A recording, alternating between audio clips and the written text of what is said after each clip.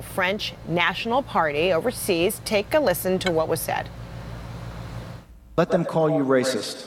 Laissez-vous appeler raciste. Let them call you xenophobes. Mais laissez-vous appeler xénophobes. Let them call you nativist. Laissez-vous les appeler nativistes. Wear it as a badge of honor, because every day we get stronger and they get weaker. All right, so in between that translation, I think the message was very clear, John. So that is quite the message. What does this mean for the White House? Is it a reflection of the White House? Even though he is former strategist, it's difficult to put some distance between the strategist, the message, and the White House, is it not? Well, I think President Trump pretty openly separated himself when he got in a spat with Steve Bannon. But look, Steve's points are not incorrect. As a Republican that runs elections, we're routinely called racists in every name under the sun. I think Steve's point, I didn't see the whole clip, but Steve's point, I would imagine, is that while they're distracted, calling you a racist and a xenophobe and a homophobe, we're talking about the issues that voters care about, like the economy, like taking care of our vets. And you've got to stay focused and not get distracted with the sideshow of calling people names. Dave, is that how you see it? No, I mean, this is no different from the rhetoric that we saw from Steve Bannon and Donald Trump in the 2016 campaign.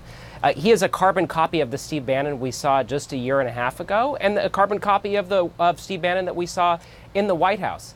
He is a racist, as is President Trump, and that is why Donald Trump has been president for a year and a half and has not been able to unify this country and move us forward. And he's moving us backwards by exploiting the racism in this country. And Dave's making my point exactly. If I had a nickel for every time a Democrat called me a racist, I'd be a very wealthy man on that alone. But Republicans have to stay focused on message. And every time you get called a racist or a homophobe or some other kind of name, it has the ability to take us off message. And that's very tempting to go and defend ourselves because those accusations are terrible.